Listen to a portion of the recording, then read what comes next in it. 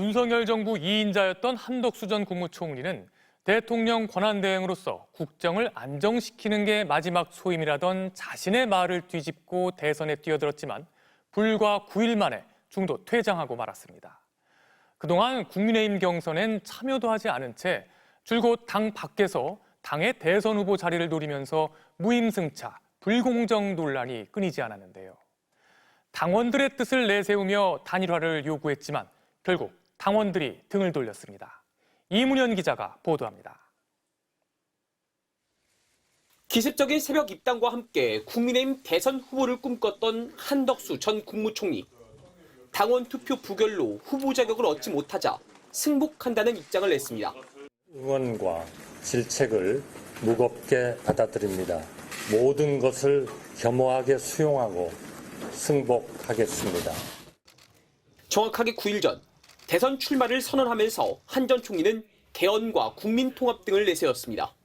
제가 신속한 개헌으로 우리 헌정 질서를 새로운 반석 위에 올려놓겠습니다. 3년만 대통령을 하고 개헌을 마무리 짓겠다며 결기를 드러냈지만 이후 그가 보여준 행보는 실망스럽다는 평가를 받았습니다. 또 호남 사람입니다. 서로 사랑해야 합니다. 국민의힘이 최종 후보로 김문수 후보를 선출하자마자 단일화를 압박하기 시작했습니다. 우리 김문수 후보께서 22번이나 단일화를 하겠다. 한덕수 후보와 단일화를 하겠다. 수억 원의 기탁금을 내고 3번이나 경선을 치른 김문수 후보는 청구서를 내미는 거냐며 강하게 반발했습니다. 지금 후보 만들어주면 입당하고 안 만들어주면 나는 빠이빠이다. 뭐 이런 게 어느 정당 역사에 이런 게 있습니까? 그럼 기탁금만 3억씩 나머지 뭐 돈을 많이 쓰는데 이거 뭐 허망하잖아요. 꽃가발을 타려 한다, 무임승차를 하려 한다는 비판이 일었습니다. 결국 국민의힘 지도부가 김문수 후보를 끌어내렸고 한 전 총리는 기다렸다는 듯 새벽 시간 30여 개의 서류를 제출하고 후보 등록을 했습니다. 한덕수, 한 사람만을 위한 기습적인 후보 교체를 두고 제2의 쿠데타라는 비판이 일자 한 전 총리는 용병이 아니다, 함께 싸워온 동지라며 지지를 호소했습니다. 하지만 절차적 정당성이 결여된 후보 교체에 국민의힘 당원들은 한 전 총리를 선택하지 않았습니다. 자신이 국민의힘의 식구였다고 말했던 한 전 총리. 그 말이 무색하게도 선대위원장을 맡아달라는 김문수 후보의 부탁에는 실무 검토가 필요하다며 사실상 거부 의사를 밝혔습니다. MBC 뉴스 이문현입니다.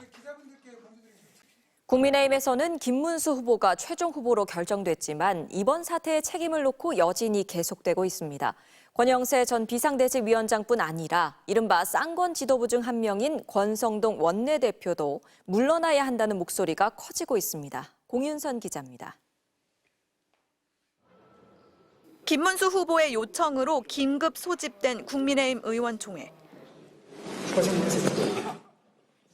김 후보는 파행을 겪었던 직전 의총을 의식한 듯 큰 절을 올렸습니다. 더 잘하겠다는 다짐의 큰 절을 국민 여러분들께 올려드리겠습니다. 단일화 과정 중 갈등에 대해 사과하고 이제는 하나의 원팀으로 선거에 나서자는 의미였습니다. 하지만 정작 당내에선 친윤계 지도부에 책임을 물어야 한다는 목소리가 터져나왔습니다.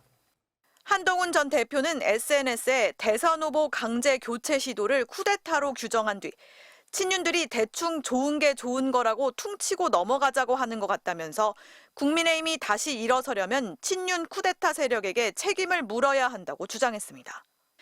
이어 김 후보에게 계엄과 탄핵에 대한 사과, 윤 전 대통령 부부와의 절연 등 3가지 결단을 요구했습니다.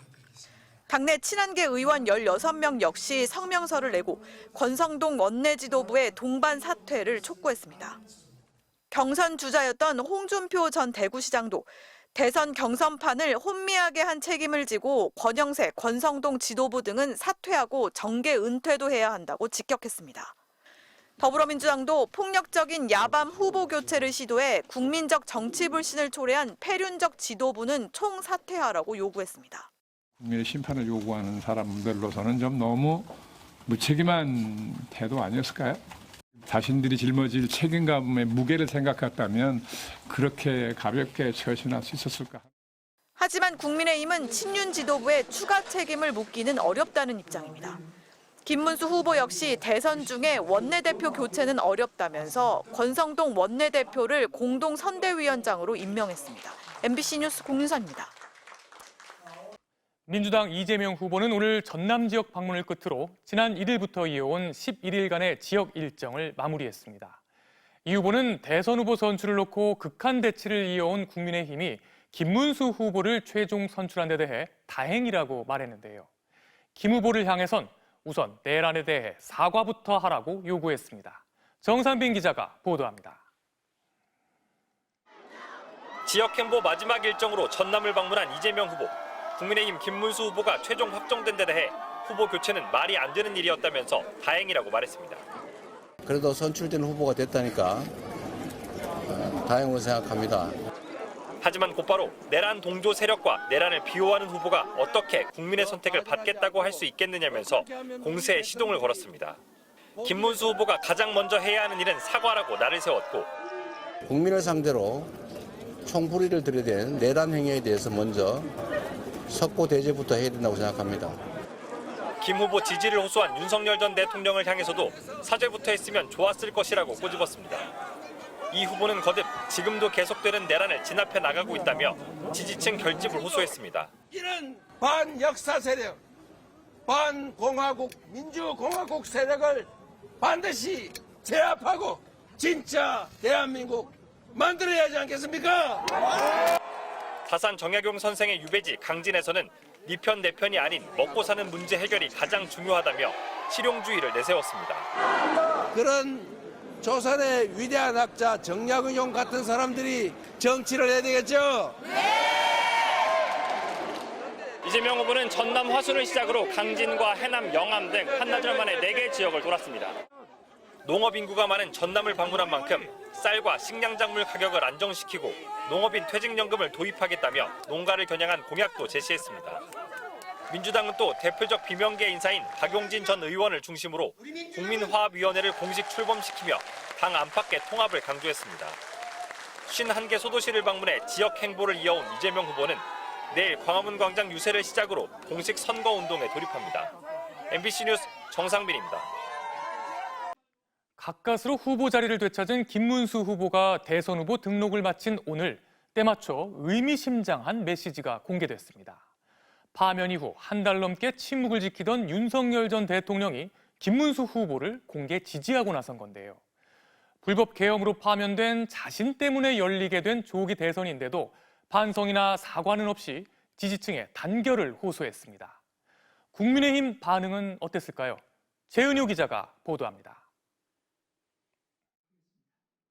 윤석열 전 대통령이 공개 입장을 내놓은 건 파면된 지난달 4일 이후 38일 만에 처음입니다. 윤 전 대통령은 자신의 파면으로 치러지게 된 이번 대선을 자유 대한민국 체제를 지킬 건지 무너뜨릴 건지 생사의 기로에 선 선거라고 규정하면서 이제 단결해야 한다고 했습니다. 편법과 파행이 이어지며 국민적 냉소를 샀던 국민의힘 대선 후보 결정 과정에 대해서도 여전히 건강함을 보여줬다며 실상과는 동떨어진 평가를 내놨습니다.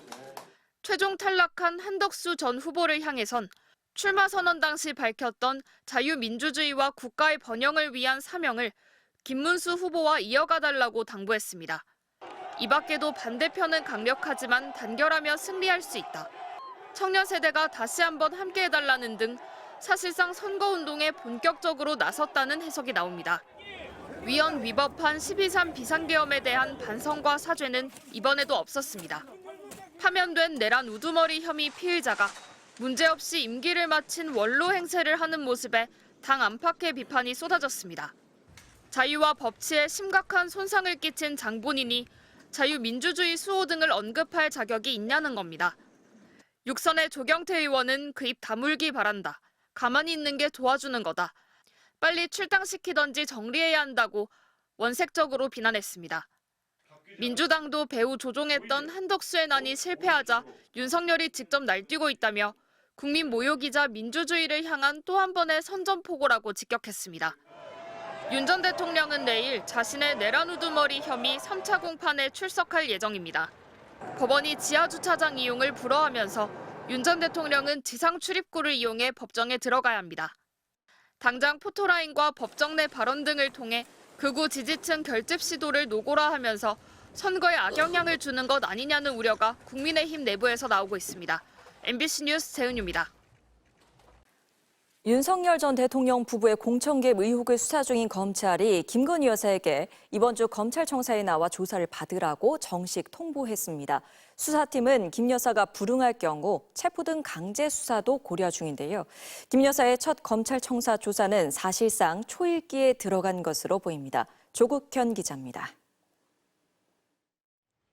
서울중앙지검 명태균 의혹 수사팀은 지난 2월 사건을 창원지검에서 넘겨받은 뒤 김건희 여사 측에 여러 차례 직접 조사 필요성을 전달했습니다. 김 여사 측이 구체적 답변을 내놓지 않는 사이 검찰은 명태균, 김영선, 김상민 등 공천 개입 의혹 관련 주변 인물 조사에 우선 속도를 냈습니다. 이 과정에서 진술과 증거 등을 다수 확보하면서 핵심인 김 여사 조사를 더 미룰 수 없다고 보고 이번 주 중 평일 하루를 특정해 조사를 받으러 나오라고 통보한 것으로 파악됐습니다. 전직 영부인인 김 여사 조사가 대선 등 향후 정치 일정에 미치는 영향도 제한적일 것으로 검찰은 보고 있습니다. 김 여사는 지난 대선 명태균 씨로부터 무상 여론조사를 받은 대가로 2022년 6월 국회의원 보궐선거 당시 김영선 전 의원 공천에 개입했다는 혐의를 받습니다. 당선인 이름 팔지 말고 그냥 미리라고 했어요. 지금. 또 당시 포항, 평택시장 등 지방선거 후보 공천은 물론 지난해 총선 전 김상민 전 검사가 김영선 전 의원 지역구를 물려받을 수 있도록 관여했다는 의혹도 제기됐습니다. 여사가 조국 수사 때 김상민 검사가 고생을 많이 했다. 그 사람 좀 챙겨주라.